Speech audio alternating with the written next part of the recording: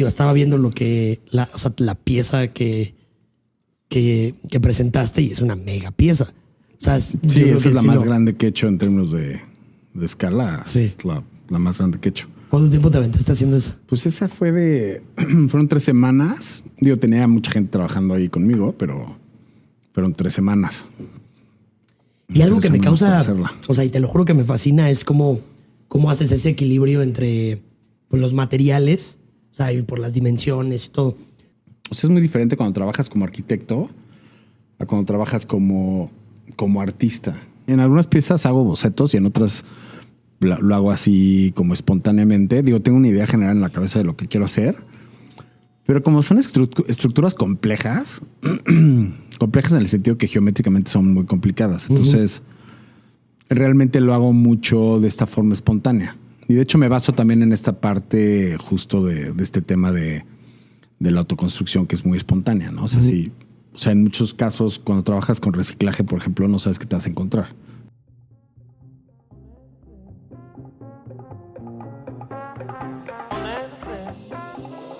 ¿Qué onda, chiquitines? Espero estén muy chido. Soy Alejandro Chávez y quiero darles la bienvenida a Impulsarte Podcast. Un podcast dedicado al fácil entendimiento del arte, pláticas divertidas con personas que yo considero que son excelentes artistas y mejores seres humanos. Y pues nada, espero lo disfruten.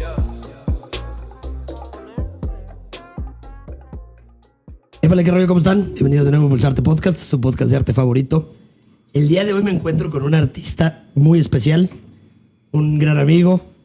Tuvimos la oportunidad de irnos de viaje hace no mucho, empezando Art Week en Miami. Algo que surgió súper rápido, pero estuvo muy chido. Yo estando allá, dando el rol, echando cervecita.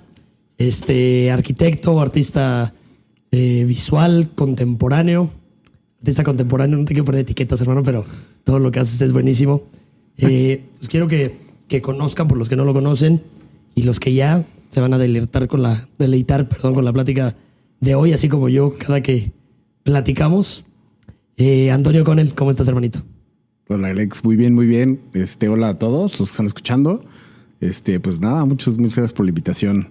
Yo tenía ratito que no nos veíamos y nos poníamos a charlar ahí desde esa vez. Sí, ¿no? Ya tenía, pues digo, unos mesecillos. Ahorita estábamos intentando recordar, sí. En memoria y ninguno de los dos. Pero mi Tony, fíjate, para toda la gente que no te conoce, no quiero como hacer una introducción así completa de todo tu currículum porque es un poquito amplio.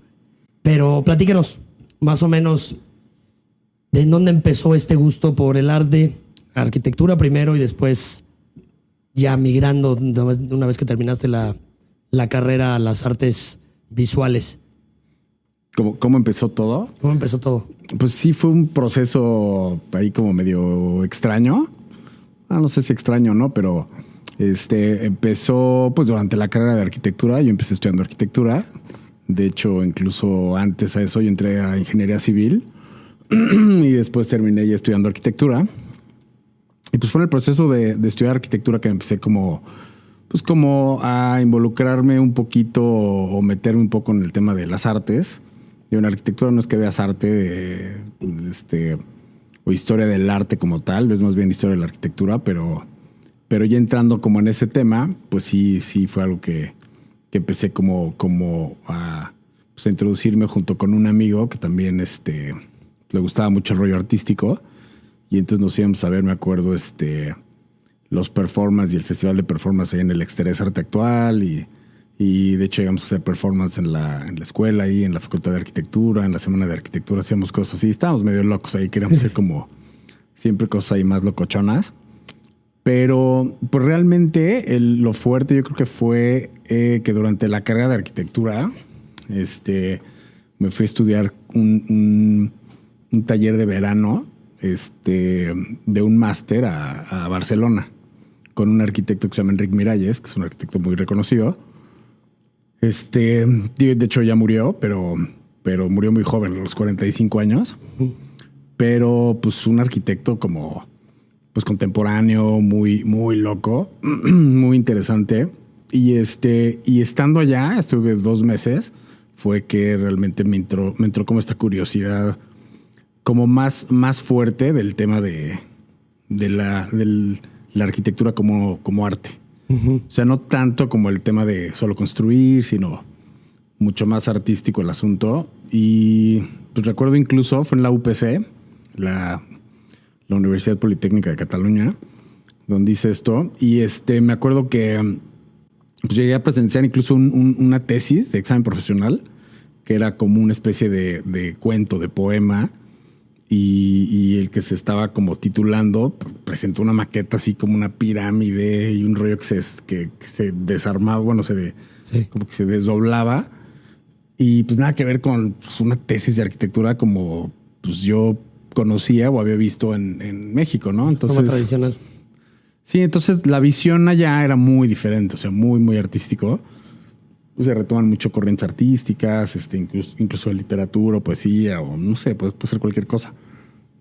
Pero muy interesante. Y eso, pues la verdad es que me inoculó muy cañón el tema de que la arquitectura puede ser más que simplemente resolver la función en un programa arquitectónico y hacer planos, cortes, fachadas y hacer un edificio funcional. Uh-huh. Y entonces la educación como que en México en ese aspecto era muy, y sigue siendo muy funcionalista, que tal cual es como el famoso lema de la forma sigue la función. Entonces es resolver mucho en planta el funcionamiento del programa arquitectónico y de ahí levantar con imaginación las fachadas. Uh-huh. Y así es como realmente se lleva mucho la educación en México. Ya ha cambiado, sí ha evolucionado un poco, pero básicamente sigue siendo como muy así el esquema. Sí. Y incluso la práctica arquitectónica, pues considero que sigue siendo muy como pues, una continuidad del funcionalismo. Entonces, pues bueno, el caso es que ahí empieza todo este tema, todo este rollo, y en esa inquietud de querer hacer como cosas más experimentales, más radicales y todo esto, pues me fui metiendo como a las artes. O sea, pues conociendo un poco más, ¿no? Porque fue algo que pues era ajeno a mí de cierta forma. El arte contemporáneo no estaba como está ahorita, ¿no? En términos de exposición y lugares para visitar arte. De hecho, pues había muchos artistas que en ese entonces todavía no despuntaban, pero estaban en ese punto de partida. Y pues así empezó. Yo todavía después, saliendo de la carrera, puse un despacho, bueno, me asocié con un primo y de hecho me invitó él ya tenía como un despacho con un amigo, me invita, estuvimos trabajando un tiempo juntos, luego yo me salgo de ese despacho, le digo a mi primo pues que si quiere jalar conmigo, pues adelante, y pues ya, mi primo se termina saliendo también, después ya trabajamos juntos otro rato con otro amigo. Y bueno, estuve ejerciendo como arquitecto convencional, por decirlo así. Pero en ese inter sí tenía siempre, o sea, desde que estaba ahí en el despacho con mi primo, pues ya traía esta curiosidad. O sea, incluso dentro de la carrera, la primer escultura que hice como pues de manera ya intencional fue en un diplomado de iluminación que tomé en la carrera. Nos dejaron una lámpara, ¿no? La entrega final era una lámpara, exacto. Entonces tenía que ser como una lámpara que producieras en serie, que puedas producir en serie y que pues, se fabricara, ¿no? Y yo, pues como medio rebelde, como buen artista, dije, no, voy a hacer una obra de arte. Entonces fui, me encontré, ya traía un rollo como del tema del reciclaje. Y entonces fui a un depósito de chatarra, me encontré ahí una máquina de escribir. Entonces, bueno, ya la compré, la desarmé toda y luego la volví a ensamblar, como que borré todos los tornillitos y la fui ensamblando. Entonces hice como una cosa así toda loca y le puse un dimmer que tocabas, ¿no? De tacto. Uh-huh. Entonces lo tocabas en cualquier parte pues, de metal y se prendía, ¿no? 3 intensidades y se apagaba. Y entonces a la hora de presentarla, pues digo, no, porque tenías que meter ahí, tenías que presentar también ahí como pues, los costos y en cuánto le ibas a vender y cuánto ibas a producir, como todo este tema de pues más como de fabricar un producto en serie para venta. Y pues dije, no, pues lo mío es una obra de arte. Y es una pieza única. Y hazlo como quieras, ¿no? Sí. Siempre traía este rollo así medio pues, rebeldón, de cierta forma, ¿no? En la carrera, me acuerdo que también ahí en la tesis tuve ahí como pues, varios problemillas, ¿no? Con los asesores de tesis, sí, los sinodales, sí, fue como todo un tema. Pero yo creo que era esta parte que, pues, de querer como, pues, literal, como buscar algo, o sea, ir más allá de lo que existe. Entonces ahí ya estaba esa curiosidad y ese como ganas de hacer eso. Y fíjate, o sea, está súper interesante, pero ahí, ¿cómo fue esa reacción, por ejemplo, de los profesores en el punto en el que tú haces o sea, presentas esta obra de arte en vez de hacer una producción en serie? Te pregunto esto porque mucha de tu obra también tiene como esta línea que tú haces como este reclamo, por así ponerlo, hacia el capitalismo, ¿no? En algún punto. ¿Tiene algo que ver también con esta idea de producción en serie y de que, o sea, de que pues quieres romper con todo eso desde hace mucho? ¿O eso lo tomaste más adelante?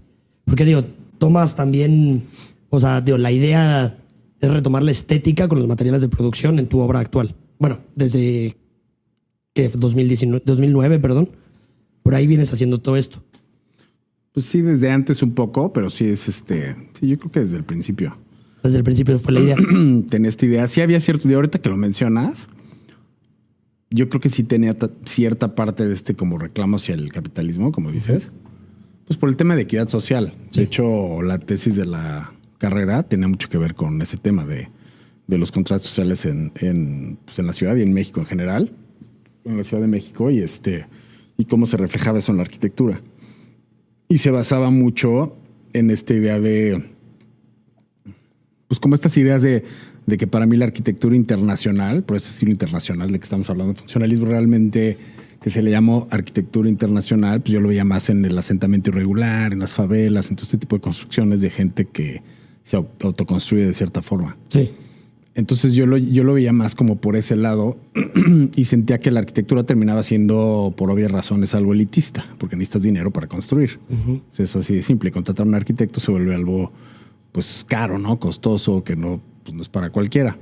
Entonces por ahí iba este reclamo y un poco esta idea de también buscar, para mí era importante algo que fuera algo como mexicano.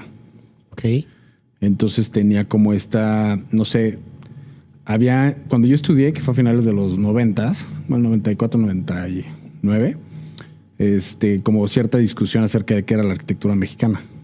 Entonces había como todo pues estaban haciendo cosas nuevas, entre comillas, arquitectos como Enrique Norten y Bernardo Gómez Pimienta, Isaac Broid, que tenían como estilo como high-tech, por decirlo así, regionalizado de cierta forma. Y entonces había como mucho esta crítica, ¿no? A toda esta nueva idea internacionalista desde cierto punto de vista también nacionalista, ¿no? De hacer cosas que tengan pues estos motivos prehispánicos como lo que hacía Pedro Ramírez Vázquez o Teodoro González de León, ¿no? Como estas como construcciones monumentales con ciertas lenguaje como de taludes de pirámides, ¿no? Pues sí, la escala muy, muy monumental y pesada, o con ciertos motivos prehispánicos, o la parte de arquitectura como vernácula del pueblo, como Legorreta y Barragán. Entonces, yo decía, pues es que, pues esa parte como prehispánica, pues igual ya, o sea, la criticaba o la cuestionaba en el sentido de que no se me hacía muy realista, pensando en que pues ninguno de nosotros somos indígenas, ¿no? Nadie es azteca, nadie es prehispánico en ese sentido, ¿no? De hecho, somos mexicanos y es una mezcla. Entonces de ahí partía como esta idea. Y luego la parte del estilo que se estaba haciendo como high-tech, también cuestionaba la parte que terminaba siendo un tipo de high-tech como Región 4. Ok. Y el ejemplo más clásico que siempre ponía era, o al que recurría era de pensar en los barandales que en aquel entonces pues empezaban a proponer que en el high-tech eran como en acero inoxidable, por decir algo, ¿no? Obviamente está toda esta parte sofisticada de tensores y de estructuras expuestas complejas que realmente terminaban siendo muy artesanales porque se tienen que hacer moldes para hacerlas y termina siendo muy costoso y muy artesanal. Aquí en México, por ejemplo, esos barandales, que era lo clásico, pues se hacían con acero normal, pero pintado, ¿no? O sea, color metálico. Sí. Entonces, pues, o sea, se ve pues, región 4, ¿no? Sí, o sea, sí. es una cosa tener. Y ahorita ya se usa otra vez todo esto, pero incluso una de las razones por las que el deconstructivismo, este movimiento, no llega a México, pues es porque es súper caro. Sí, claro. Es caro, sofisticado, no es la mano de obra, lo de siempre. Entonces, al final del día, yo retomaba esta idea y yo decía la parte como vernácula del asentamiento irregular, de construcciones de las afueras de la ciudad, de todas estas periferias, que esa estética se me hacía como más mexicana, sentía que hablaba más como de México, ¿no? Entonces retomaba esta parte como estética de cierta forma para proponerla dentro de la arquitectura ya como algo terminado. Entonces venía una parte efímera, que fuera efímera la arquitectura, mucho con materiales encontrados o reciclados. Y pues con eso es con lo que empecé realmente en cuanto a este tema de los materiales reciclados, que de pronto ha sido un constante, ¿no? Pero a veces como que pasa a un como segundo término o no, se queda como, o sea, está ahí presente. Y ahorita me ha pasado que me están invitando mucho como a proyectos y cosas que tienen que ver con la sustentabilidad y todo esto, que evidentemente se van acomodando, ¿no? Porque también en aquel entonces me preocupaba el tema del medio ambiente y todo este rollo. Y también se me hace importante. Yo me acuerdo que ahí en la casa de mi abuela, donde vivía, pues llegaba un tío mío, llegaba y a comer todos los días y tomaba muchísima coca. Entonces empecé a guardar las botellas de PET. Sí. Para hacer algo con ellas. Y llegué a hacer como unas estructuras, un muro lo forré así como de botellas y luego le prendí luz. Y entonces, según yo, como tratando de experimentar para implementarlo en la arquitectura. Y son cosas que después, años después, pude aplicar como en proyectos ya dentro del contexto de arte, ¿no? Y entonces eso se vuelve como interesante, ¿no? Cuando 10 años después puedes hacer algo que pues que como que soñaste de cierta forma y luego lo logras aterrizar. Sí, porque Entonces, de hecho hiciste una estructura para Pepsi, ¿no? Exacto, con botellas de PET. Qué loco. Ahí en el Parque Lincoln durante Design Week, sí, estuvo muy padre. Sí. Y me acordaba de eso. Y también me pasó durante la tesis de la carrera, estuve recorriendo a pie las periferias de la ciudad. Me acuerdo que le llegué a dar la vuelta al aeropuerto de la Ciudad de México, que es enorme. El predio es de caminando los te iba a más decir, grandes. no, si te aventas un ratito. No, sí, me levanté caminando, o sea, fue de un día. Y y me acuerdo haber caminado también mucho por la zona de Cabeza de Juárez Que de ahí también hiciste un proyecto ahí. y yo terminé haciendo una instalación en Cabeza de Juárez. Entonces me acordaba de eso y decía, órale, qué interesante. O sea, qué curioso que pues terminara materializando algo en donde alguna vez pasé y soñé en hacer algo, ¿no? Sí. Y entonces, sí, a veces eso me hace pensar en si realmente podemos como materializar ciertas cosas que pues que traes en la cabeza. Ajá, ¿no? que como que te pones como... Sí, como si lo mentalizaras, pues, ¿no? Ajá. Pues yo creo que sí, porque también es muy real que pues igual vas Pues dándote tiene que ver, cuenta. supongo que sí hay parte de, ¿no? Sí. Sí, porque pues ahí te vas dando cuenta también un poquito de lo que es y también indirectamente vas trabajando para lograrlo. Porque al final de cuentas, digo, esa que recorriste, que le hiciste en Iztapalapa, digo, estaba viendo la pieza que presentaste y es una mega pieza. O sea, Sí, esa es la más grande que he hecho en términos de escala. Sí. Es la más grande que he hecho. ¿Cuánto tiempo te aventaste haciendo eso? Pues esa fueron 3 semanas. Digo, tenía mucha gente trabajando ahí conmigo, pero fueron 3 semanas. Y algo que me causa, hacerla. o sea, y te lo juro que me fascina, es cómo haces ese equilibrio entre pues, los materiales, o sea, y por las dimensiones y todo. ¿Cuál ha sido como la estructura que podríamos decir como la más complicada de hacer? ¿Será esa de Juárez? O sea, que hiciste que digo, fue Pues en esa Ciudad de México, pero... Fue complicada, obviamente por la escala, pero sobre todo porque pasa algo chistoso dentro del contexto del arte, porque como que hay... O sea, es muy diferente cuando trabajas como arquitecto a cuando trabajas como artista. Entonces Entonces mi trabajo puede caer como en esta especie de frontera. Siempre lo he pensado como una especie de frontera. Si es que hay, ¿no? Porque al final del día, si piensas que la arquitectura es un arte, pues ya no hay, esa frontera no existe. Realmente es como lo que es arquitectura. Cuando hablas de arquitectura... ¿Y tú cómo lo ves?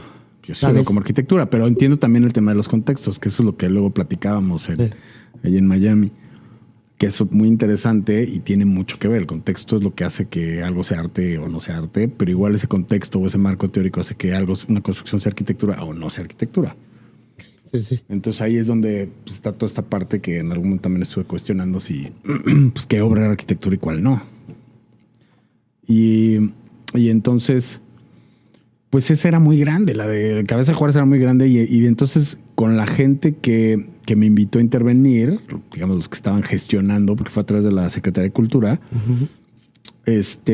como que no entendían la escala del proyecto y lo que implicaba hacerla. Entonces se les hacía muy fácil hacer cosas que no, o sea que después, o sea, y en términos prácticos yo les decía como construir la gente, por ejemplo, pedir la gente, mi gente...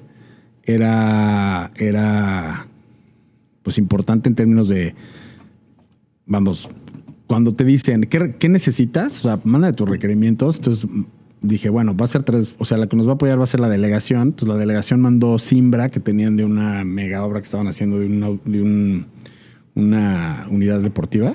Entonces había así, pero cerros de Simbra, increíble. Y es así. Y dije, pues esto me pueden mandar. Entonces mándenme primero todos los tramos, pues, grandes, ¿no? O sea, porque tenían Simbra, pedacería de Simbra, y luego tenían como ya polines y barrotes y piezas más grandes. Y triplástico. O sea, mándenme primero la parte grande porque necesito hacer sobre la estructura de metal una segunda estructura, pero de madera. Y obviamente con la pedacería, pues no puedes hacer nada. O sea, no puedes abarcar tramos largos. Pues me empezaron a mandar puros camiones y camiones de pura pedacería. Entonces me llenaron a la plaza de pura pedacería y ya no entraban para meterla. Sí. Entonces, grandes. Por ejemplo, este tipo de cosas son como, pues a ellos les da lo mismo y te mandan, o sea, tú les dices, mándame esto primero. Y luego la gente, yo les decía, necesito que pues nada más como que me presten gente de construcción. Pues ya lo podemos hacer, o sea, un maestro y un albañil que sean 2 o 3 parejas. ¿No? De maestro y peón, está perfecto. Y entonces me mandaron gente, pero que podaba árboles. Y que les daba como también hasta como medio no se querían subir a los andamios. ¿No? Pues, y también los entendía. O sea, decía, claro. O sea, había un señor ahí que tenía 65 años que pues, me decía, pues, no, pues yo no me voy a subir ahí. O sea, lo veías y le decía, pues no, ni te voy a decir que te subas. Sí, claro.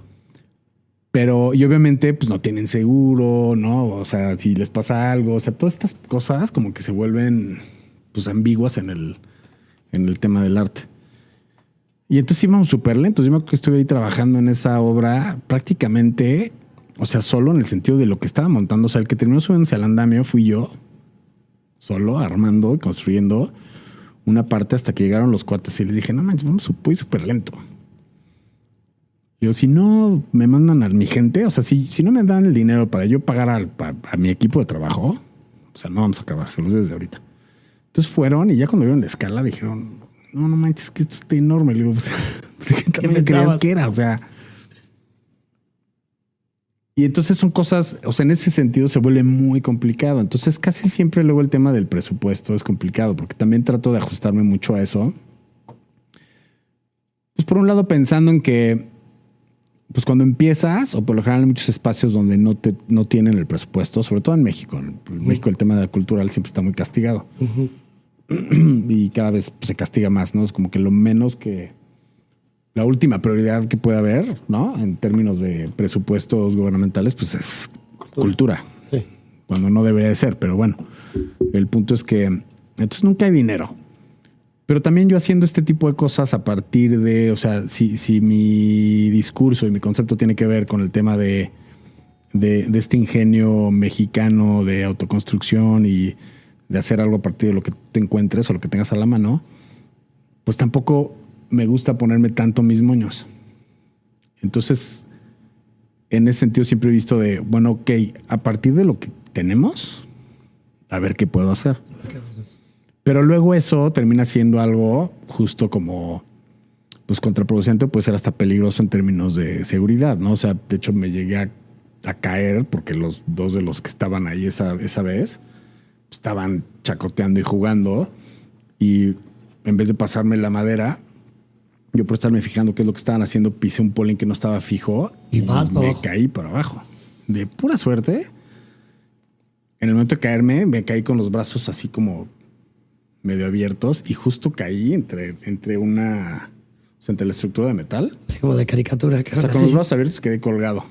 Me pegué en la barba, pero en ese momento me levanté así, los corrí, les dije, no los quiero volver a ver. Y ya le dije a todo el mundo, váyanse, y me fui a mi casa a reflexionar así de, ¿qué estoy haciendo? No me mentes. Son situaciones como, pues sí que te pones a pensar, porque además como artista, que eso también es el otro lado. O sea, tú estás trabajando ahí, miles de veces me ha tocado que, pues, o sea, no gano ni un peso, estoy poniendo ahí todo. Y el albañil que contrato, o sea, el peón gana más que yo, ¿no? Ajá. Y entonces hay muchas veces que te enfrentas a ese conflicto y que dices, yo voy a estudiar arquitectura, tengo maestría en arte, y este cuate gana más que yo, o sea. Sí. Digo, porque al final del día hay gastos, hay cosas que tienes que hacer, ¿no? Y sobrevivir y todo este tema que, bueno. Pero en esos momentos sí es como... Pues sí, hay momentos donde te sientes así como fregado, así. Claro. Dices, ¿qué estoy haciendo? Lo hecho es de que tienes un background, o sea, jugando fútbol americano, y yo creo que también ya ese tipo de golpes y la construcción que tienes ya es más tolerable, ¿no? En esa caída pues y todo eso. Pues pero pues es más de la caída. Cuando te caes de 5 metros, pues no, aunque juegues fútbol americano, pues te partes la cabeza, o sea, hasta con casco, o sea. No, más bien, sí, la obra tiene mucho que ver. Que eso es algo que igual no lo ha visto tal vez mucha gente, pero es muy física la obra, o sea. Sí. La mayoría de estas construcciones las he hecho yo con algún asistente, o pues yo mismo siempre tenía como esta. Y esta parte que sí es muy física, pues sí, yo creo que sí tiene que ver mucho con el que jugaba fútbol americano. O sea, me gustaba esta parte del esfuerzo, iba mucho al gimnasio, todo este rollo. Y sí es muy física. Alguna vez me acuerdo que en una galería, de unos españoles, ahí me vieron montar y hice algo chiquito, o sea, en un muro, una intervención. Pero cuando me vieron montarla, me dijeron, oye, o sea, como que no les había caído el 20 o no lo habían visto, pero yo tampoco lo había visto así. Ajá. Me dijeron, es que tu obra, ¿cómo me dijeron? Algo así como de, pues es que requiere muchísimo esfuerzo. O sea, físicamente te involucras mucho. Y sí me ha tocado decir, no sé, en Edimburgo que hice una instalación, me acuerdo que el curador en jefe, que esa vez es una exposición muy grande y tenían muchos artistas, y me decía que yo era el artista el más trabajador de todos. O sea, me decían, tú eres el hardest working artist de todo de todo el evento. Pero yo creo que tiene que ver mexicano. Pues yo creo que tiene que ver, sí, exacto. Y gratis, ¿no? O por 2 pesos, ¿no? Sí, claro. Pero sí, en ese sentido, la más difícil, yo creo que sí fue esa, por la magnitud y las condiciones. Uh-huh. Como fue complicado. Ya después me dieron la gente que pedí y no, pues ya me fui de volada. Y es más fácil porque tienes como el presupuesto y estás tú, a ver, pongan esta tabla aquí, esta acá, muévela, súbela, bájala, y tú estás abajo y digo, dirigiendo todo, en friega, pero ya no estás subiendo al andamio. Clavas o atornillas una tabla, sí, claro. Te bajas, puta, no me quedó bien, ahí vas otra vez para arriba. No. Oye, y te iba a preguntar eso, por ejemplo. O sea, cualquier rutina de CrossFit se queda. Sí, deberíamos de llevar a todos. Te voy a ayudar a juntar a varios cuantos que hacen CrossFit para que vayan a ayudarte cuando hagas una muestra, pero que se suban con polines y toda la onda ahí para que se cansen. Fíjate, y te quería preguntar eso porque siempre tenía tengo todavía la inquietud. Al momento de que tú subes, pones, suponiendo un polín que atraviesa, ¿no? ¿Te bajas estéticamente, lo tienes medido o tienes un boceto que dibujas antes? ¿Cómo funciona? O sea, como para que te bajes y lo veas y digas, puta, esto no quedó bien. Y si o sea, lo dejo así, no va a funcionar toda la estructura como la estoy haciendo. Sí, es algo que, o sea, sí, en algunas piezas hago bocetos y en otras lo hago así como espontáneamente. Digo, tengo una idea general en la cabeza de lo que quiero hacer. Pero como son estructuras complejas, complejas en el sentido que geométricamente son muy complicadas. Entonces, realmente lo hago mucho de esta forma espontánea. Y de hecho me baso también en esta parte justo de este tema de de la autoconstrucción que es muy espontánea, ¿no? O sea, o sea, en muchos casos, cuando trabajas con reciclaje, por ejemplo, no sabes qué te vas a encontrar. Entonces, por mucho que hagas una maqueta o quieres medir exacto, pues no sabes de qué te vas a encontrar para poner ahí. Entonces, no puedes hacerlo. Ok. Entonces, como que más bien tengo una idea y sí trato como la parte estructural. Sí es algo que tengo que pensar bien cómo lo voy a estructurar. Pero ahí como arquitecto me ayuda mucho como este sentido común, ¿no? Pues sí, de cómo funcionan las estructuras, las cargas, cómo se van repartiendo. Y hay algunas donde sí, o sea, mucho en madera son estructuras ligeras de cierta forma. Y hay algunas que sí he usado a un estructurista y se hace el cálculo estructural y todo. Una que hice, por ejemplo, en Televisa para Zona Maco, en la Plaza de las Estrellas sí tiene un volado muy grande y entonces ahí sí, según para un estructurista que fue, calculó todo el tema y aparte pues ahí tenía que checar que no se fuera a estrellar ninguna de las placas de la Plaza de las Estrellas. Sí, si claro. no me las cobraban, y no, bueno, ya sabes, se ponen súper pesados, Sí, ¿no? sí. Esta también fue complicada porque el tema burocrático es así como de puta. ¿Por qué? Pues no sé, es que la gente ahí es como, pues no sé, o sea, todo el mundo era importante, ¿no? Todo el mundo se siente importante. Los más buena onda son los artistas que están por ahí merodeando, es curioso, pero desde el policía de la entrada hasta el que quieras, Son los dueños del lugar. sí, se sienten. Sí. Yo con el que estuve trabajando directamente fue con Luis de Llano y él súper buena onda y todo, ¿no? Pero para abajo, todos los demás, no. Complicados. Sí, me imagino. Complicados. Entonces, sí, en ese sentido hay cosas que son como complicadas de pronto hacer por temas de que la gente es complicada. Sí. Ya. Sí. Sí, es que luego cada vez es más complicada la gente. O sea, Son es como diferentes algo. complicaciones, yo creo. Por ejemplo, la que hice en Guatemex, en la frontera sur, esa fue complicada físicamente porque aunque no era muy grande, era sobre el río. Estaba buenísimo. Bueno, sí, fue una pieza brutal. El calor estaba espantoso. Ahí trabajaste con alguien, o sea, te ayudó. Sí, de hecho ahí fue como curioso porque fue un proyecto que hice con dos artistas que de hecho me invitaron al proyecto. Entonces aquí sucedió lo curioso porque era como dos artistas que se llaman Eder Castillo y René Hayashi, traían un proyecto de intervenir la frontera sur. De hecho, René creo que ya había trabajado con el tema de la frontera y entonces querían hacer algo ahí y conocían de mi trabajo y un día me dijeron, oye, traemos este proyecto, ¿te gustaría colaborar y entrar? Y dije, pues órale. Digo, fue medio raro porque era, o sea, a pesar de ser como un proyecto de arte, terminó siendo como una especie de yo ejerciendo como arquitecto. Entonces, sí. De pronto era como necesitamos hacer esto. Y mi colaboración era hacer como la balsa, la casita flotante. Entonces ya hice el diseño y pues la construí. Claro. Y también la financié. Bueno, al final, ellos también pusieron como esta parte porque tenía toda una logística ahí interesante porque pues si no nomás llegas hacia la frontera te pones a construir, o sea, además es una zona así como conflictivona y luego se roban todos y nos decían, es que se roban hasta una tabla, dejas una tabla y se la van a volar. ¿Y cómo hicieron para contener todo eso? Pues es que rentamos una bodega donde guardamos todo a orillas del río. Ok. Porque hay dos mercados. Entonces el de Ciudad Hidalgo, que es el del lado de México, está ahí a las orillas. Y luego del otro lado que está Tecunumán, el mercadito está un poco más adentro. O sea, sí tienes que caminar ahí como... ¿Y de qué lado? Digo, sin poner como en conflicto entre México y...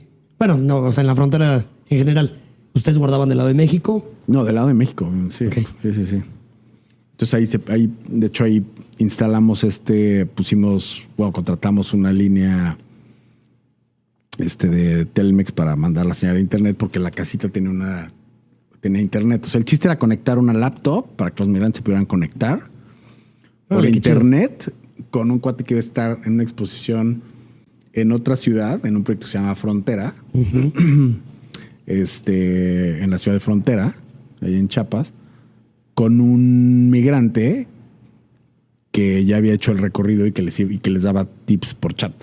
de Qué loco, cómo qué seguir. chido. Sí, pero fue todo un rollo así bastante interesante como el proceso, pero cada proyecto tiene como sus anécdotas y sus Claro. retos. No, y aparte que has hecho infinidad. Has ido a Suiza, Edimburgo. ¿Qué otra parte En Milán Europa? estuve. Milán, sí, cierto. Sí, en Milán estuve ahí. Y acá Ciudad de México fue... La mayoría lo he hecho aquí en México, de hecho. Sí. Que fíjate que la que me gustó muchísimo fue la que hiciste en... Fíjate. 2009. Sabia virtud de reconocer el tiempo en Tlalpan. Ah, ya. Sí, sí. Esa es una piezaza. Sí, una pieza que estaba muy padre, que no estaba pensada como para que fuera efímera, pero pues igual terminó desmontándose, ¿no? Con el cambio de administración, porque esa me la encargaron pues dentro de la delegación de Tlalpan. Entonces querían hacer como una especie de corredor cultural. Invitaron a varios artistas y yo fui como de los pocos contemporáneos que los demás eran más como modernos, que eran pues una escultura que pones, ¿no? Pero sin tomar en cuenta el contexto. O sea, es como la tengo aquí, la puedes poner en cualquier lado. Sí, o sea, que ya está casi hecha y ya la puedes acomodar en cualquier lugar y listo. Y entonces, pues ahí le hice sobre una de las plataformas del tranvía. Quedó buenísima. Sí, quedó padre. Oye, pero ya ven, platícame, ¿cómo es este proceso? Sé que todos los proyectos son completamente diferentes, cada uno tiene, o sea, su nivel de dificultad, igual hasta los materiales, cada uno vas cambiando y todo este rollo, pero en sí tu proceso creativo, ¿cómo surge? O sea, entiendo que la estructura va a surgir y va a ir cambiando dependiendo del lugar donde lo vas a hacer, pero en sí, o sea, cuando tú estás en tu estudio, o sea, ¿cómo funciona estar con Antonio en el estudio? Te sientas, te tomas un café, te tomas una cheve y de repente, dices, va, ya tengo el espacio, ya tengo el presupuesto, o ya tengo esto de presupuesto y empiezas, o sea, ya ahora sí de arquitecto a sacar costos, materiales de todo el asunto y de ahí ya llegando al lugar, ¿armas? O en sí, ¿cómo funciona? Pues sí varía mucho según el proyecto, pero por lo general, o sea, cuando son estas instalaciones sí tiene mucho que ver con ver el espacio físicamente. O sea, si puedo ir al lugar, es muy raro, me estoy pensando a ver si con puras fotos he hecho algo, pero no, casi siempre llego al lugar. O sea, aunque me manden fotos previas, pero voy al lugar y según el lugar empiezo como a hacer pues unos literales como hacer una especie de pequeña investigación de la zona. O sea, la mayoría de las obras son de sitio específico. Entonces, el lugar es importante. Entonces, en base a lo que hay ahí, la historia que tenga, lo que me encuentre ahí y las posibilidades y variables que empieza a ver alrededor de ese proyecto, es lo que le va dando forma. Entonces, por decir que mencionabas de esa virtud de reconocer el tiempo, cuando me invitan me dicen, oye, escoge, mira, va a estar en esta calle, ¿no? Que es Renato Leduc, que va de Periférico, bueno, un poquito más adentro, hasta San Fernando. Entonces recorrí la calle y pues me dijeron, escoge un sitio que te guste, ¿no? Y entonces, pues yo viendo, dije, pues es que me gustaría mucho la parada del tranvía, se me hace como súper interesante. Y hay cosas que ya, o sea, si tú me dices, no es que tiene que ser aquí, como en el caso de Cabeza de Juárez, pues es Cabeza de Juárez. Ahora en base a eso, ¿qué vas a hacer? Y entonces, pues sí, empiezo a preguntar como sobre las variables. Aquí en este caso, había cierto presupuesto. Entonces ya de entrada era como, no, pues es que no va a ser efímero. Ah, bueno. ¿Cuánto tenemos más o menos? No me acuerdo cuánto fue en ese entonces, como 60 o 80 mil pesos, no me acuerdo cuánto fue. Y para producción. Y entonces, pues en base a eso, te digo que pues hago cierta investigación como de campo, ¿no? Viendo las ciudades, qué es lo que pasa ahí, veo a la gente interactuar con el lugar. Enfrente, justamente en esa parada del tranvía, que quedaron las puras plataformas, mucha gente cruzaba por ahí, o sea, se brincaban, ver si hasta la esquina, porque la esquina quedaba como pues, lejos. Uh-huh. Y entonces la gente se brincaba ahí y se cruzaba la calle. Y justo enfrente de esa parada, o sea, del otro lado de la acera, había un busto de Renato Leduc. Uh-huh. Y entonces ahí venía algo sobre este poema que lo hizo famoso del tiempo. Y viene lo de Sabro y Virtud de reconocer el tiempo. Y entonces, realmente hasta el título de la pieza alude pues, a la calle que se llama Renato Leduc. Y enfrente está el busto de este señor. Y empiezas a jugar como con estas, ¿no? Como con estas pues, ideas o conceptos, ¿no? Alrededor de ese sitio. Entonces, el tema que es un tema muy mío también, el tema de la ciudad, el caos de la ciudad, cómo se ha ido transformando a través de los años y cómo quedan ciertas, como, no sé, cicatrices, por decirlo así, de las transformaciones y mutaciones que ha sufrido la ciudad a lo largo del tiempo.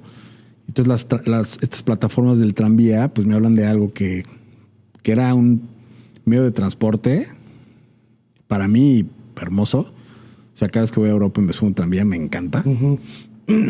Y que además, pues es eco-friendly, ¿no? Y sí. ahora es como, pues, ¿por qué no seguimos con eso, no? Digo, no era suficiente, hay ciertas razones por las que dejaron de funcionar, pero pues se quedan esos remanentes ahí. Y entonces un poco la reflexión iba en torno a estas mutaciones y cambios que iba sufriendo la ciudad a través del tiempo. Entonces traté de asemejar una parada más como de camión, que sería como lo que hay, pero sobre la plataforma, entonces remitiendo a la parte del tranvía, pero está como desfragmentando. Entonces es una especie de congelar el tiempo de algo que está como mutando y transformando. Entonces ahí las bancas, de hecho las reciclé de un proyecto que ya había usado. Esas bancas las usé en el proyecto de Exterés Arte Actual, una intervención que hice ahí. Y pues lo demás lo hice con estructura PTRs de acero y tienen su cimentacioncita, demolí parte de la plataforma para hacer como ciertos desniveles. O sea, en ese sentido, y digo, eso sí le hice planos. Eso ¿no? Sí, porque lo pues tenías sí, porque tienes que imagino. trazarlo y ahí tenía albañiles que estaban, ¿no? Eso sí lo trazamos. Y lo demás con herreros, ¿no? Casi siempre trabajo con un equipo de herreros. Pues por lo general es gente como de construcción, literal. Es como trabajar como arquitecto, ¿no? Sí. Más que son obras pues muy pequeñas para hacer una obra de arquitectura. Y y así es como se fue dando, ¿no? El proyecto, pero responde como a esa situación y a ese sitio específico. Uh-huh. Entonces, en cada uno cambia, ¿no? O sea, la mayoría de los proyectos, yo creo que esa pieza es la única que tenía realmente una cimentación. Ahorita hablando de cosas técnicas de cómo construirla, pero todas las demás nunca pongo un clavo, un tornillo ni anclo nada. O sea, está como soportado simplemente por la gravedad. Porque la mayoría de las veces el lugar donde hago la intervención tiene cierto valor histórico o no puedes, ¿no? Perforar, no sé, como el tema del piso de la Plaza de las Estrellas, pues no puedes poner nada, ¿no? Entonces simplemente va sobrepuesto. Pero sí, cada proyecto va cambiando. O sea, en sí no tienes como pues un proceso como muy armado para cada cosa. Pues no, porque justo ese es el punto. Como que no hay una metodología porque te encuentras a muchas variables. Entonces se vuelve como o sea, todo es como una exploración. Ajá. Entonces la aproximación es como, bueno, ¿qué vamos a hacer aquí? Y pues ver si el proyecto está interesante, si no está interesante, obviamente.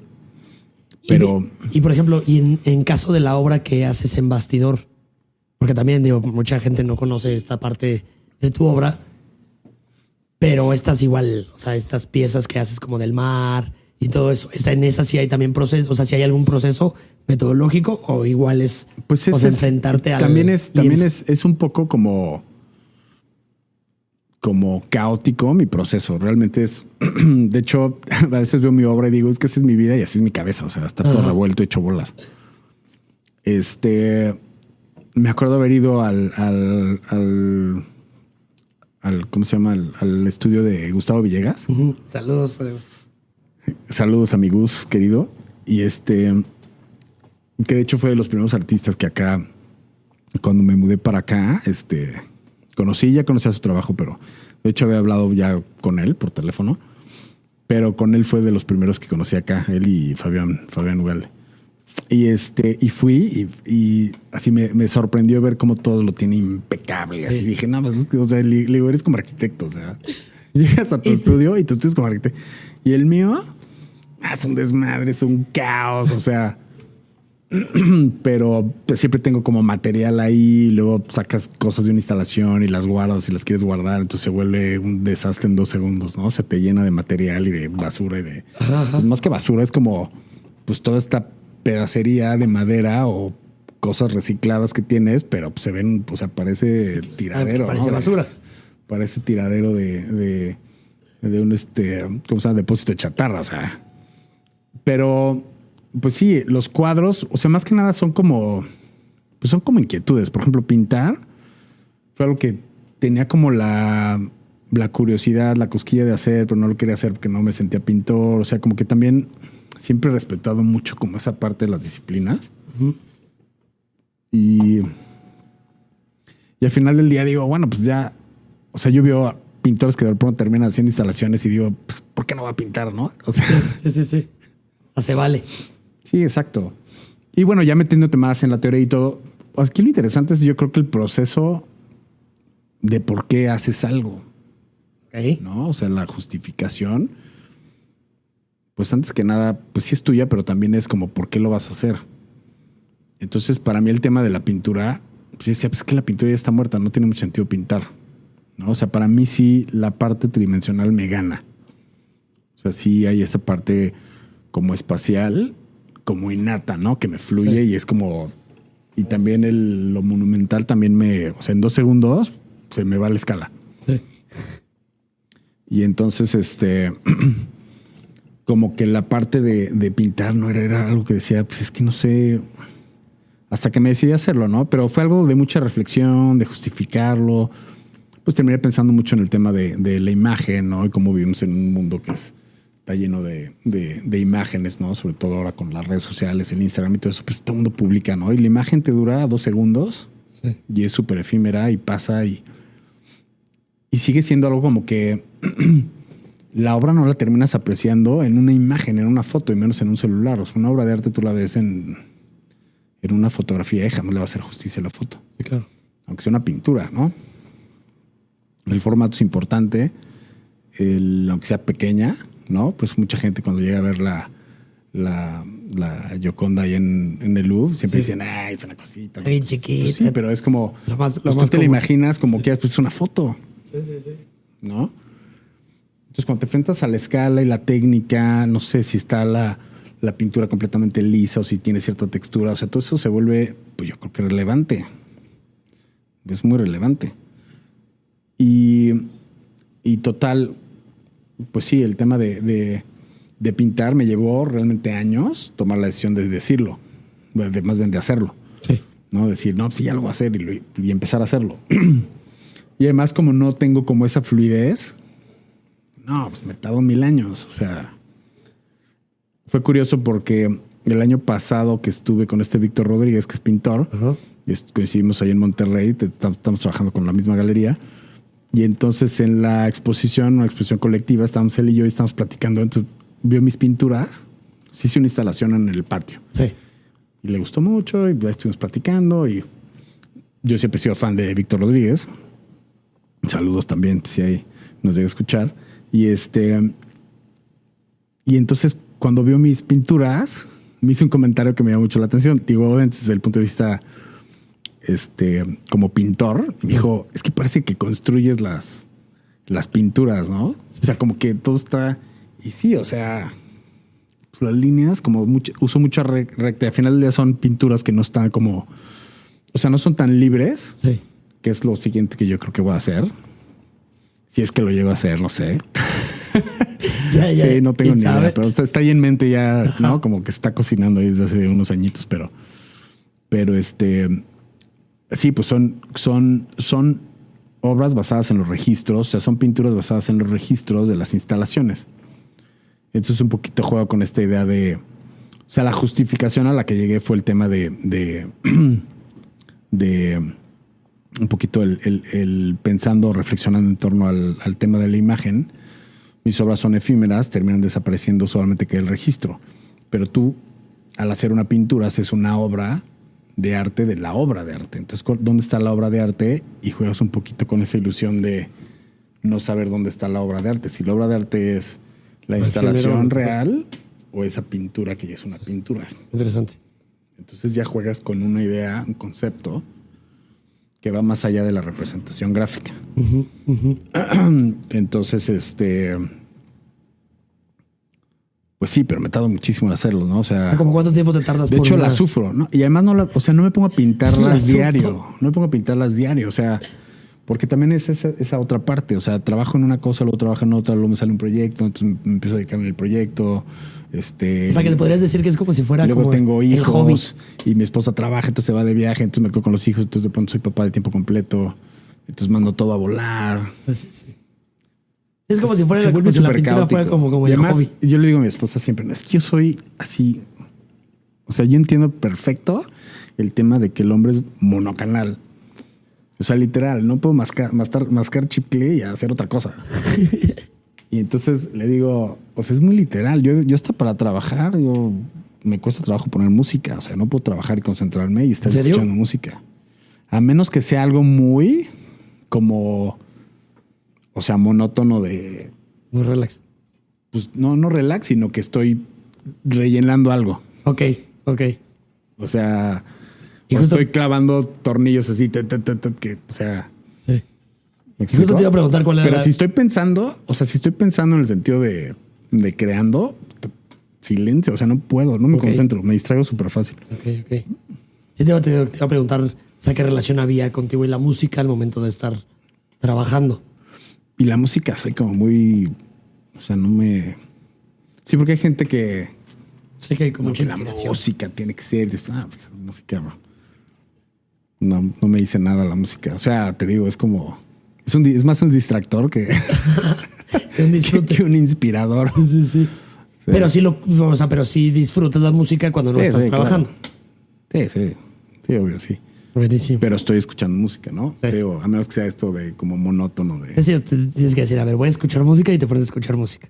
Sí, me voy a poner a pintar todas esas tablas de ese color. Ok, vamos a poner música. Ya. Ok. No hay bronca porque sabes que va a ser eso, ya no tienes que pensar en otra cosa. Está buenísimo. ¿Cuáles han sido las influencias más grandes que has tenido en este ámbito artístico? Porque digo, igual si quieres júntalo artístico o arquitectónico y menciona igual unos 5 por ahí. Porque me imagino que debes de tener muchísimo. Sí, pues obviamente es un bagaje que vas como teniendo conforme pasa el tiempo, pero pues las influencias más directas son de la arquitectura. Entonces, y tiene que ver sobre todo el movimiento de constructivista, que yo te puedo decir que, o sea, parto de ahí en el sentido de que este movimiento es un movimiento que quiere romper con el movimiento establecido, que es el movimiento funcionalista, ¿no? El estilo funcionalista o moderno. Y entonces ellos son los que empiezan a explorar justamente, o sea, toda esta parte del hartazgo de hacer de la caja, ¿no? De la caja de cristal y, ¿no? Pues se vuelve muy monótono y entonces de pronto es como, ya estamos hartos. Sí. ¿No? Entonces van cambiando los lemas de Form Follows Function, por ejemplo, a Form Follows Fantasy, de Bernard Schumi, y otro que es el de Less is More, que también es como funcionalista, Less is a Bore, cosas así. Y pues obviamente hay cosas como, pues es más interesante, se meten también en un tema teórico muy interesante, justo para tratar de justificar todo este rollo.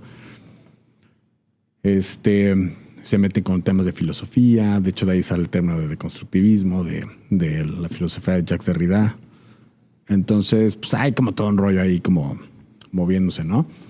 Ahora, no por eso me considero deconstructivista, siempre que me dicen, no, es que tú eres deconstructivista, pues les digo, no, la verdad es que no, porque además, para empezar, lo que hago, no, o sea, de high-tech no tiene nada.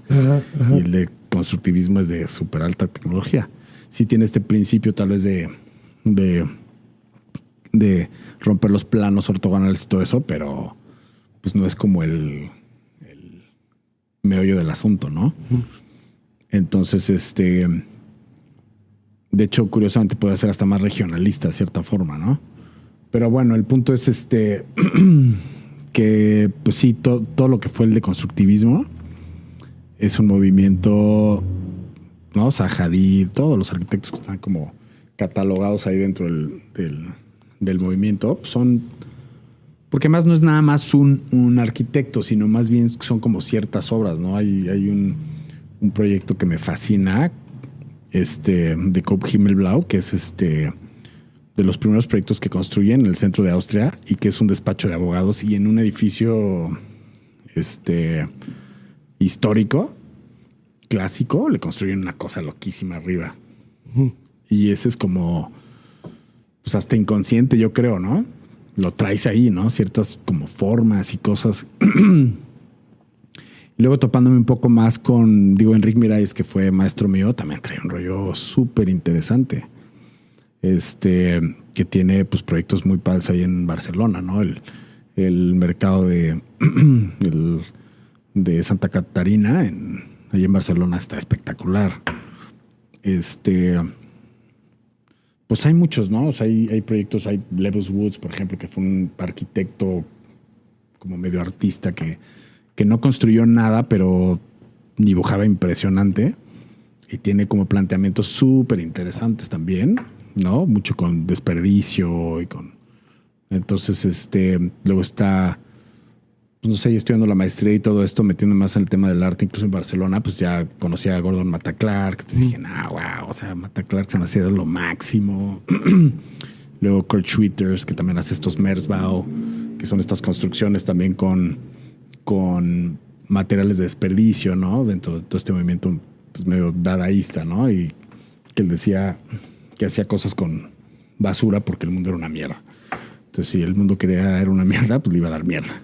Sí. Y pero hacía algo muy arquitectónico en los interiores, juntando así cosas que iba recolectando y luego lo llenaba todo con una especie de estuco de como yeso blanco. Ajá. Y todo blanco, súper interesante. Y y así hay, ¿no? Como muchos artistas que van haciendo cosas, y hay el opuesto, ¿no? O sea, también de los arquitectos modernos, pues me llama mucho la atención porque es de donde partes. Entonces, no tienes la influencia estética tal vez, pero partes de eso como para contradecirlo, o para decir, no, es que esto como que siento que no va por ahí, o sea, tu discurso al final del día se va armando a partir de otros discursos. Claro. Sí, vas agarrando lo... Sí, es de cuenta, para decir, exacto, para que en tu discurso esté lo opuesto, pues tienes que pues, conocer o partir de lo que existe o lo que hay y lo decir, no, es que esto no me gusta, no, yo quiero proponer lo opuesto. Entonces, de alguna manera es una influencia, ¿no? Entonces, pues se vuelve complicado en ese sentido, pero sí hay un bagaje. Incluso la parte conceptual fue lo que me fui metiendo por esta idea de que en el proceso, o sea, como arquitecto trabajas muy enfocado en el tema estético, pero ya en el arte de pronto esto se vuelve algo que no es relevante. Entonces, toparte con eso y cuestionarte eso es como, pues también un parteaguas para otras cosas, ¿no? Que igual terminas diciendo, bueno, es que igual ya no es tan importante esto. O sea, como que lo vas soltando un poco sin que te obsesione tanto. No por eso no está presente. O sea, la parte estética está ahí. Es de la plática que tuvimos allá en Miami. Sí, mucho de lo que platicábamos en Miami. Sí, exacto. Esta onda de la estética y el arte contemporáneo con las propuestas nuevas, ¿no? Ajá. Versus la parte conceptual, por decirlo, ¿no? Sí. Y pues sí, es curioso porque desde el ámbito arquitectónico lo mío puede ser muy conceptual y desde el ámbito del arte puede ser, pues no figurativo, pero sí estético. Sí. Oye, y bueno, más bien la pregunta, ¿cómo consideras que va el arte ahorita? ¿Hacia dónde va? Pues el arte ahorita está mucho en el tema de la investigación más profunda y más científica. O sea, la vanguardia está mucho más clavada en temas como pues sociales, ¿no? Ahorita está mucho el tema. No es que sean modas, pero pues es lo que está sucediendo en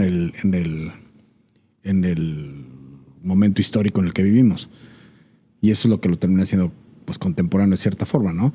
El arte se tiene que hacer en base a lo que al tiempo histórico que se crea. Entonces, si no estás hablando de eso, que es lo que te decía, ¿no? Si de pronto regresas y estás haciendo arte clásico, pues de pronto es como, pues no estamos como en esa época, ¿no? Uh-huh. Pero que si tomas eso y hablas de algo contemporáneo, ya cambia. Sí. Entonces, pues tiene mucho que ver con eso, pero tenemos ahorita la virtud de que pues ahorita puedes tocar cualquier tema, ¿no? O sea, también tienes esa pluralidad, Sí. que es lo que lo hace contemporáneo. Sí, la ¿no? libertad de poder hacerlo Que también. sabes que no vas a hacer, pues en teoría, pues un artista contemporáneo debe de tener consciente que no va a inventar el hilo negro, sino que más bien es una yuxtaposición de lo que ya existe. Y todo, Pues lo que ya existe, o sea. Pero yo creo que al final del día terminas hablando de los tiempos actuales. Y lo mismo pasa en arquitectura. En arquitectura, pues lo que haces no terminas siendo partenones. O sea, hacer un partenón hoy es como de. Sí, claro. O sea, Que hay, ¿eh? Como de por, repente. pues sí, pues es el Sí, problema. banda O sea, que sí. Ya lo pero ese digo. es el problema, que ese Sí, es claro. un poco lo que hablábamos, ¿no? Sí, sí, sí. Entonces es como.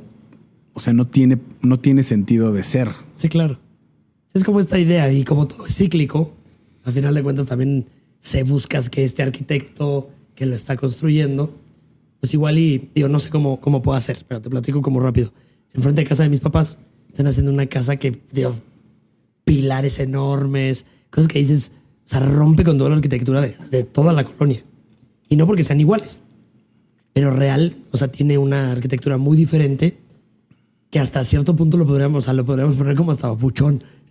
Porque no, Pues ya es no que sé, justo. porque sí, ya no se acostumbra. Y es así ¿sabes? como clásico de griegos y cosas Sí, así. sí, claro. Pues sí, pues es como de mal gusto y termina siendo como pues entra dentro de lo que es kitsch. Sí. Pues este término de kitsch, pues es eso, ¿no? Termina siendo como algo, pues burdo, como. Porque es más reflejar como esta parte ostentosa, Sí, porque no hay contexto. pero pues no tiene contenido, ¿no? Es como vacío. Sí. O sea, no tiene el porqué de ser, ¿no? Y no es que lo diga yo, o sea, así es, ¿no? Sí, claro, Punto. claro, Y claro. la historia del arte ya, pues ya, ¿no? O sea, la historia del arte está ahí en los libros, ¿no? ¿Yo qué? Sí. Oye, mi Tony, dentro de todo esto, ¿cómo ha sido, o sea, dentro de toda tu carrera, las instalaciones, porque has presentado en muchísimos lados, has tenido, me imagino que crítica positiva y negativa? ¿Cómo lidias con esa crítica, tanto positiva como negativa? Pues te vas acostumbrando, pues simplemente está ahí. O sea, yo creo que, o sea, no porque alguien te dice, para empezar, depende de quién te lo dice. Entonces, pues sí, dependiendo de quién te lo dice, prestas atención o no. Sí. Porque igual te pueden decir, y me ha pasado, ¿no? O sea, construyendo en la calle, pues ha llegado gente que me dice, es lo más horrible que he visto en mi vida. Y es así como, pues órale, qué padre. No, pues, o sea, pues, ¿no? O sea, Sí. yo no es como si. Sí, claro. Es como si llegara, o sea, si yo le dijera a esa misma persona, oye, estás espantoso, Sí. ¿no? Para empezar es grosero, o sea, es como. Sí, no hay educación, no hay Sí, o sea, son muchas cero. cosas. Y eso me pasó en la Condesa, haciendo una instalación en el Parque México. Llegó un cuate, primero llegó que yo creo que el papá del cuate el día anterior, un día llega el señor y empieza a decir, esto está horrible, no sé qué. Yo así como trepado en la escalerita, ¿no? Ahí, yo así como, bueno, pues órale, pues qué quieres que te diga. O sea, Sí, claro. ¿no? Y luego al otro día llega un señor, pero más joven, yo creo como en sus 40, así súper agresivo. ¿Quién está haciendo esto? O sea, yo con el martillo en la mano, cargando madera, ¿no? ¿Cómo que quién está eso? Pues yo, pues. Sí. Es que ¿por qué están haciendo esto? Es lo más espantoso que he visto en mi vida. No sé qué yo. Y lo primero que hice fue dejar el martillo y le di la mano y luego, ¿cómo estás? Me llamo tal. ¿tú cómo te llamas? Y entonces como que se sacó de onda. No, es como... Sí, claro. Sí, Sí, es porque que... estás en la calle además. Es como llegas así y pues no sé, digo, igual alguien le suelta un trancazo, ¿no? O sea, no sé. Sí. Sí, alguien que Pero no bueno, tenga pues te esa dicen eso y es paciencia. como, digo, oye, pues yo, o sea, a mí me contrataron para hacer esto, o sea, vete a pelear a la delegación. O sea, ¿tú crees que voy a llegar y voy a poner palos así nada más y no voy a llegar a la patrulla y me va, ¿no? A levantar y, Claro, claro. o sea, Sí, ¿de qué me mínimo, ¿qué estás hablando, haciendo? no? Le debe haber dicho, pues, ¿que eres crítico de arte o qué? No, pero, o sea, para empezar, ¿quién eres tú? Sí. ¿No? Para decirme que está espantoso.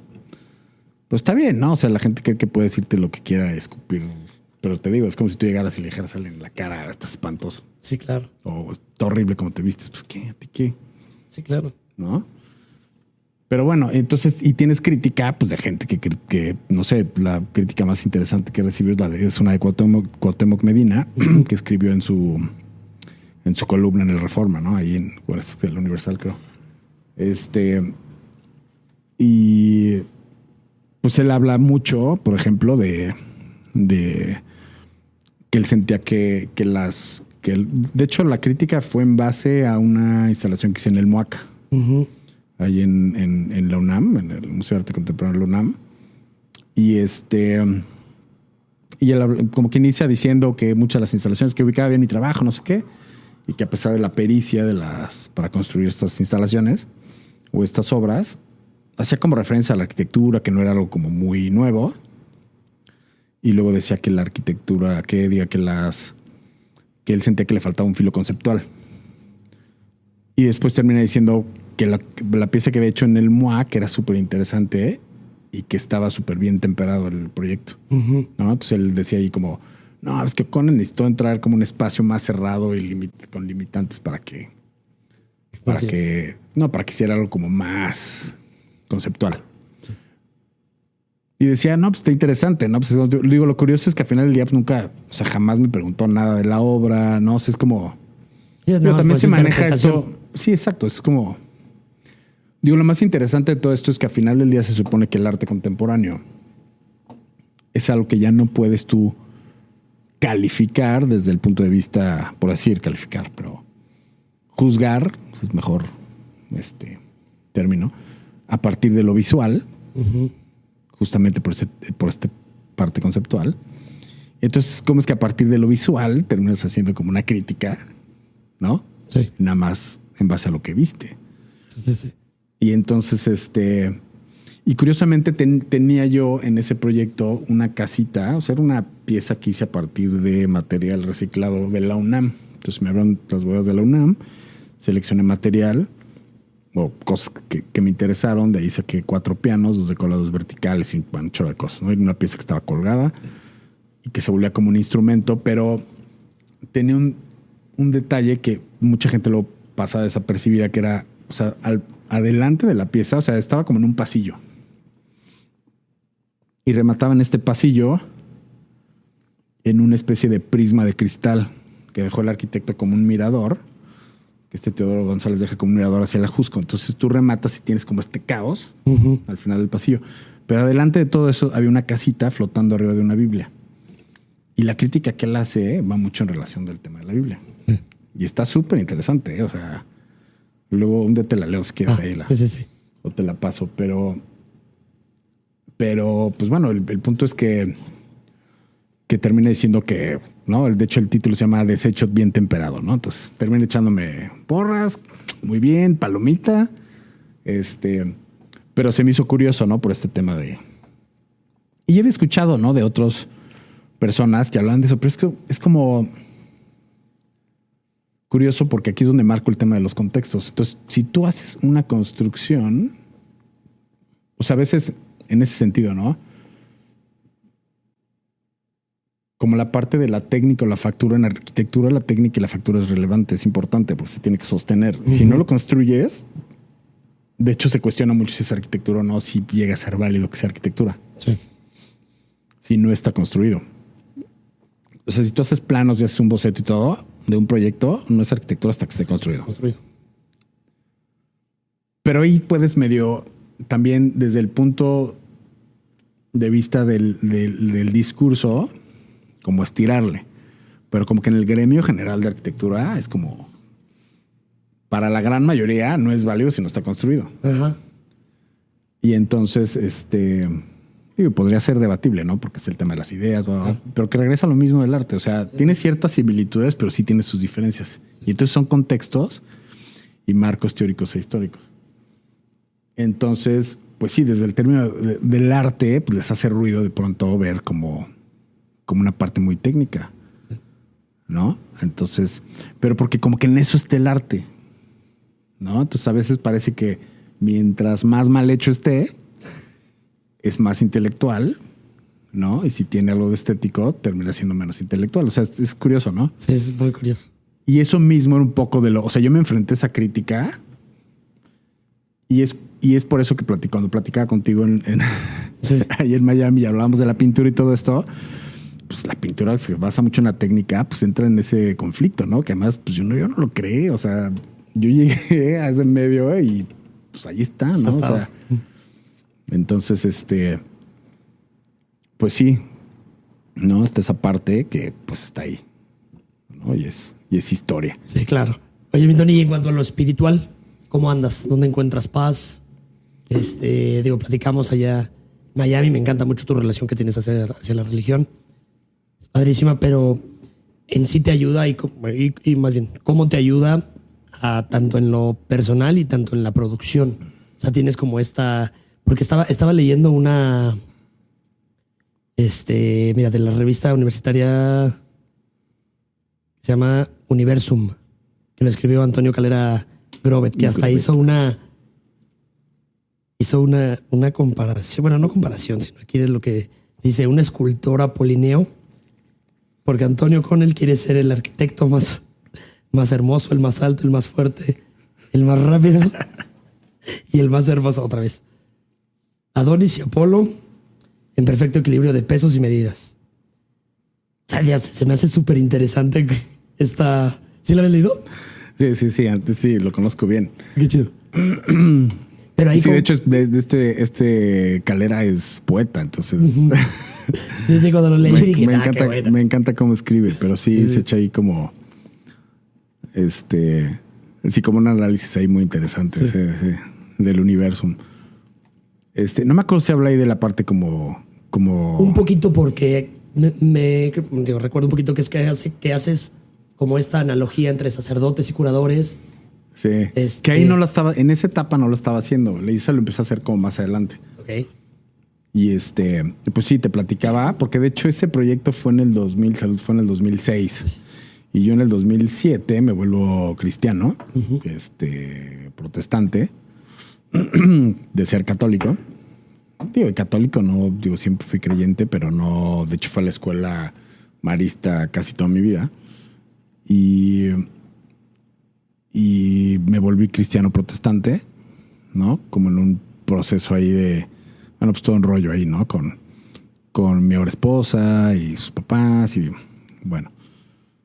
Y el punto es que, pues como buen artista, me empecé a clavar muchísimo en leer la Biblia, estudiar como literatura alrededor de cosas, digo, en general. Y fui como encontrando muchas cosas relacionadas con el arte y la arquitectura dentro de este tema bíblico. Entonces, pero la parte espiritual, pues sí fue como muy, para mí literal fue como un despertar. O sea, si pudieras hablar como de una experiencia religiosa y de una iluminación, pues a mí me pasó. Me pasó en un retiro, ¿no? Cristiano, que fue donde me volví, que me invitaron y dije, bueno, pues voy a ir a ver, si no me gusta, pues a la goma. Y no, hombre, me atravesó. Y ya de ahí, pues entablé como una relación ahí más como, pues como íntima, ¿no? Con Dios a través de la lectura de la Biblia y oración y todo eso. De hecho, hasta pensé dejar lo que estaba haciendo, ¿no? De arte. Me alejé mucho del medio. Dejé de ir como inauguraciones, exposiciones. O sea, sí siente como una especie de conflicto. Y fue un proceso muy padre. Y ya más adelante, ya como que empecé, ya después de varios años, casi 10, empecé como, nunca dejé de hacer obra, ¿no? seguía haciendo, pero sí estaba en una posición de no buscar nada. Que digo, ahorita viendo en retrospectiva, pues fue como un error, pero pues son cosas de las que uno aprende, ¿no? Un error en el sentido de, pues dentro de esto yo decía, bueno, pues es que si dejo de hacer esto y me dedico más a esto, que también entra aquí esta parte mía monocanal que decíamos, ¿no? Entonces, como que he tenido una vida muy ecléctica, pero así soy, o sea, yo no sé. Fíjate que ahora que tengo a mi hijo, estoy aprendiendo mucho de él. Estoy aprendiendo mucho de mí a través de él. Okay. ¿No? Porque pues, sí me veo muy reflejado en él y lo veo y también así como es como monocanal y se clava en una cosa y empieza a examinarla. Y tiene 4 años, pero desde el chiquitito, ¿no? Veo esa parte, ¿no? Como curiosa, como reflexiva. Pero bueno, y el punto es que eso lo he ido reflejando mucho en mi trabajo de una manera como, es como, no sé si es como el otro lado de la moneda. Es una parte muy personal. No he hablado tanto de eso, pero está ahí presente. O sea, en muchas obras he puesto textos bíblicos, he puesto la Biblia varias veces. Tengo anécdotas muy curiosas, como la que me pasó en Suecia de la Biblia, que ya no sé si te la conté o no, pero... Sí, creo que sí. Pero estuvo muy interesante. Y termina siendo como algo sutil y me gusta que sea así, porque pues al final del día yo creo que Dios es así. Hay como esta parte de Dios que es como, si es que crees en Dios, obviamente. Si no crees en Dios, pues whatever, igual crees en un Dios o lo que sea, ¿no? Sí. ¿No? Panteísta o como sea, pero al final del día la parte espiritual es como parte de esa dualidad humana. O sea, algo tenemos, ¿no? En el espíritu, que la ciencia llegó a un momento donde dijo, ya, o sea, nunca vamos a encontrar, por más cuerpos que partamos y abramos, no vamos a encontrar el espíritu. Sí. Entonces mejor eso lo dejamos punto y aparte. Pero ahí está, ¿no? Igual el tema de la filosofía, pues llegó un punto donde la filosofía universal dijo, bueno, ya vamos a dejar de brayar sobre Dios porque pues no vamos a, o sea, no hay pistas. Bueno, hay pistas, pero no hay respuestas contundentes. Y entonces yo siento que es algo muy bonito, pero pues hay algo que está ahí, ¿no? Definitivamente hay otro lado a esta parte material. Claro, que igual y está padre porque también se convierte ya en esa fe, que igual esa fe que es como la motivación, sea lo que sea, pero es como pues esa es motivación que de decir, desde el punto de chale. vista cristiano, eso es o sea, siempre va a ser así, porque pues es justo como que el meollo del asunto en el tema cristiano es la fe. Sí. O sea, hay una persona que dice, sin la fe es imposible agradar a Dios. Entonces ya si lo ves como esta idea de un experimento, es como, pues, o sea, jamás va a haber pruebas porque la fe es importante. Así cuando le dice Jesús a Tomás pues tú creíste porque, ¿no? Porque viste, pero bendito aquellos que creen sin ver. Y ese es el chiste. Entonces, por eso es que no va a haber respuestas. Entonces terminas como en esta parte que yo lo terminé haciendo dentro de todas estas como relaciones o analogías entre esto, ¿no? Del contenido religioso y cristiano en específico, con la parte de la arquitectura y del arte, sobre todo pues en Occidente, ¿no? Que es donde viene todo. Al final del día, pues, la Iglesia Católica fue pues, de los mecenas más grandes del arte, ¿no? Sí. Si no es que la más grande. Y pues me cuestionaba todo esto, ¿no? Del tema de, pues igual en la arquitectura, tú empiezas estudiando arquitectura y la historia de la arquitectura está basado en pirámides y templetes y cosas dedicadas a dioses o al más allá. Claro. ¿No? Desde el primer dolmen que se levanta de los menires hasta las pirámides de Egipto o aztecas o mayas o lo que quieras. Sí. Entonces, pues sí hay un vínculo muy interesante que después terminó haciendo mucho con el tema del arte contemporáneo y este asunto de que pues ya no vas a la iglesia, ¿no? Porque van muriendo toda esta parte como religiosa, ¿no? Que nos inculcaron, nos se pusieron tanto tiempo, sobre todo el tema de la imposición, pero ahora vas al museo, ¿no? Entonces el nuevo templo. Y curiosamente coincide con todo este tema de pues que hay muchos conventos o iglesias que ahora se empiezan a convertir en museos, como es el Museo de Arte Contemporáneo de aquí de Querétaro. Ajá. Entonces, de hecho, ahorita tengo una obra que todavía está, si la quieren ir a ver, que está en el museo y es una intervención y habla justamente de esto. Sí. Que estuvo en una exposición que se llamó Después del Barroco y tiene que ver con la influencia del barroco en artistas contemporáneos. Y yo hice una instalación que es como una especie de, se llama tabernáculo y es una especie de tabernáculo, ¿no? Como una especie de capilla, templete efímero, que es lo que era un tabernáculo en tiempo de los judíos. Y tiene una Biblia protestante abajo donde tú puedes ojear, exacto. Que de hecho es la Biblia que nos regaló el pastor cuando nos casamos, mi esposo y yo. Órale. De hecho, hay tip de curiosidad. En la primera hoja está la dedicatoria personalizada, pero al mismo tiempo tú puedes subirte a la instalación, a lo que es como una especie de trono, por decirlo así, donde ahora nosotros asumimos como ese lugar donde por lo general en uno de estos altares, ¿no? Católicos, pues está la imagen de Cristo o la Virgen, ¿no? Sí. Alguna deidad. Entonces nosotros, desde ese punto de vista contemporáneo, somos los dioses, ¿no? Que es algo que se viene dando desde la modernidad y, ¿no? Que el hombre mata a Dios, ¿no? Entonces filosóficamente, claro. Pero el tema de Nietzsche, el superhombre y pues toda esta idea, ¿no? De que Spinoza también, igual que toca con... Sí, o sea, se toca, obviamente es como todo el mundo, o sea, empieza a salir, es gradual, porque de hecho, pues los primeros que empiezan como Descartes con el discurso del método y todo esto, pues son creyentes, pero vienen saliendo de este oscurantismo de la Edad Media, que todo era malo y si cuestionabas, pues eras bruja, claro, o hechicero, ¿no? Entonces te quemaban, puta. Loquísimo, pero pues al final del día pues hay muchas preguntas, ¿no? Sin responder. Pero esa yo creo que también es parte de la idea del humano. O sea, ser curioso y seguir preguntando. Pues sí, para seguir. En la Biblia está, dice que Dios te deja ahí como los cielos y las estrellas para que te cuestiones. Claro. ¿No? Y siempre te vas a cuestionar porque somos muy diferentes a los animales, aunque hay quien no quiera, ¿no? Como reconocer las diferencias, pero o sea, todavía no veo un perro o caballo que se ponga a contemplar el atardecer, ¿no? O preguntarse a sí mismo, obviamente te va a decir, no, pues ¿cómo lo vas a comprobar? Ajá.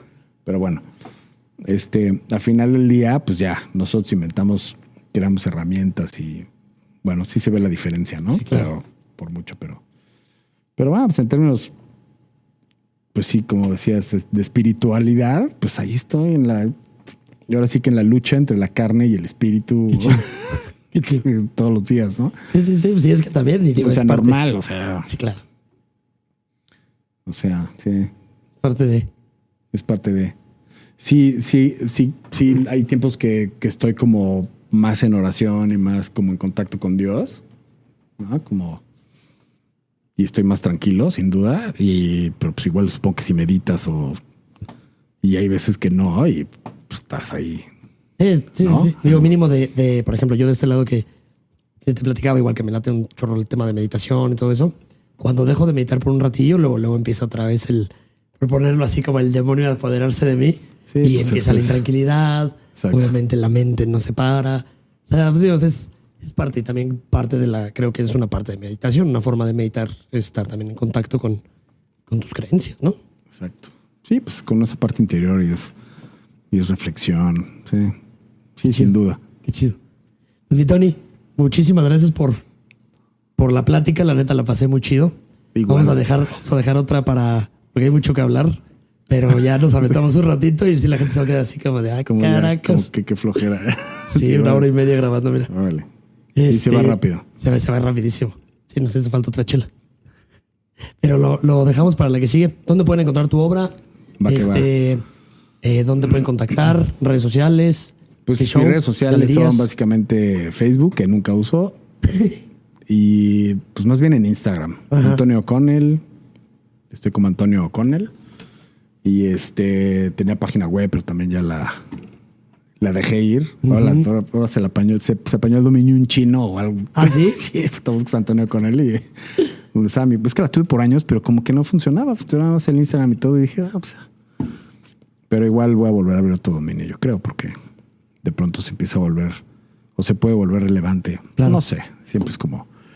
Pero y si quieren ir a ver una obra ahorita, pues en México en un espacio nuevo que se llama Caleta, que era donde era la Casa Guavi antes, ahí en Santa María de la Ribera.